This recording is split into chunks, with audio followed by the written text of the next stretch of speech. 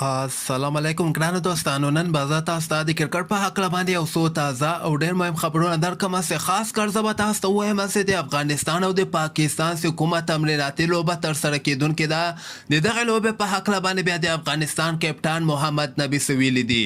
بل به زه تاسو ته ووایم چې هندوستان خو دغه ایشا کپ چې کال 2023 کې په پاکستان کې ترسره کیدونکې ده، هغې نه یعنې انکار کړی د هندوستان. وایي موږ پاکستان ته ایشا کپ لپاره نه ځو. دغه نه وروسته بیا د پاکستان کرکټ بورډ چیرمن رمیز راجا چې کوم ده، هغه ډېر سخت په غوسه سوی ده. رمیز راجا څه خبر ورکړی ده، دغه به زه تاسو سره شریکوم. او بل به زه تاسو ته د محمد نبي زوی حسن عیسی خیر بله لوبه په پاکستان جونیور لیګ کې کله ترسره کیږي. دې نه علاوه به زه تاسو ته دغه سریلانکا پریمیر لیګ تاریخونه هم اعلان سوي دي چې هغه به په نن ویډیو کې زه تاسو ته وښیم. مهم معلومات در سره شریکوم. ویډیو تر اخره پورې وګورئ، په هر څه به تاسو پوهیږئ. نو راځم اول زه تاسو ته د افغانستان او د پاکستان چې کومه پریکټس لوبه په T20 ورلډ کپ کې ترسره کیدونکې ده، د دغه لوبې په هکله باندې محمد نبي دغسې ویلي دي چې دغه لوبه خو یعنې وارم اپ ده، خو موږ به پوره کوشش کوو چې په دغه لوبه کې هم ښه وچلیږو، ښه وځلیږو، ښه بیټینګ وکړو، ښه بالینګ وکړو. هغه د ورلډ کپ مین لوبه ته چې کوم ده، هغه ته یو ښه موړار سره ور داخل سو. په دغه لوبه کې به وایي موږ بعضې لوبغاړو ځوان لوبغاړو ته موقع ورکول کیږي چې خاص کر نبي ته پکار ده چې سالم صافي ته په دغه لوبه کې موقع ورکړي. دغه لوبه به که خیر سبا ته ترسره کیدونکې ده. د افغانستان په وخت باندې 9:30 بجې دغه لوبه شروع کیږي او همدغه 9:30 بجو وخت کې په امکان شته 80% چانس ده چې باران وسي. 1 ساعت به باران کیدی شي، دغه لوبه 1 ساعت ناوخته شروع سي او ګورو چې سبا لوبه کې د افغانستان لوبغاړي څنګه ځلیږي. دغه به که خیر موږ ته معلومات وسي. او دې نه علاوه به زه تاسو ته وایم چې هندوستان نن دغسې خبر ورکړی چې موږ ایشا کپ لپاره پاکستان ته سفر نسو کولی او دغه ایشا کپ باید د پاکستان په ځای باندې بل ملک کې ترسره سي. دغې نه وروسته بیا د پاکستان کرکټ بورډ چیرمن ډېر سخت په غوسه سوی ده او دغسې بیان یې ورکړی ده چې موږ ایشا کپ کې به یعنې دغه فیصله چې کوم هندوستان کړی دی، دغه پوښتنه به حتماً کوو او که چېرته د موږ غږ دوی وانه وړي او موږ به ایشین کرکټ کونسل نه جدا سو.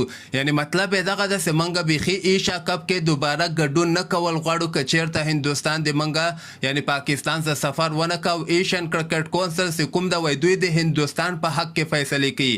د ایشین کرکټ کونسل چیرمن هم جیشا ده، نو خامخا د هندوستان زور چې کوم ده په ایشین کرکټ کونسل کې هم ډېر زیات چلیږي.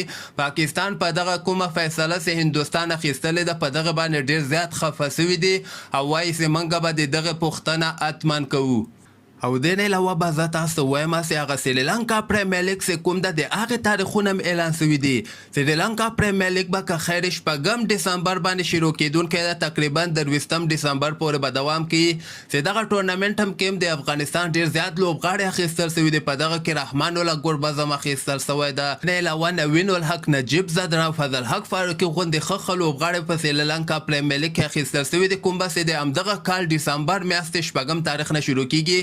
یعنې د افغانستان او د سریلانکا چې کوم سیریز په نومبر 15 تاریخ باندې ترسره کیدونکی ده، هغې نه وروسته به که خیر سریلانکا پریمیر لیګ په 6 ډسمبر باندې په سریلانکا کې شروع سي. او بل به زه تاسو ته ووایم چې د سریلانکا ډېر ښه فاسټ بالر چمیرا په نوم باندې یو فاسټ بالر ده چې نن یې دوبۍ خلاف 3 لوبغاړي موټ کړي ول او سریلانکا ته یې دغه لوبه هم ګټلی ده. دغه یو ځل بیا انفیټ سوی ده او د T20 ورلډ کپ بقایا لوبه کې به د سریلانکا لپاره لوبه نه ترسره کیي. او په آخره کې به زه تاسو ته ووایم چې ډېر زیات ملګري دغه پوښتنه هم کوي چې محمد نبي زوی حسن عیسی خیر بله لوبه په پاکستان جونیور لیګ کې کله ترسره کیږي. زه به تاسو ته وایم چې سبا ده یعنې د چهارشنبې په ورځ باندې دغه د حسن عیسی خیر ډېره مهمه لوبه په پاکستان جونیور لیګ کې ترسره کیدونکې ده.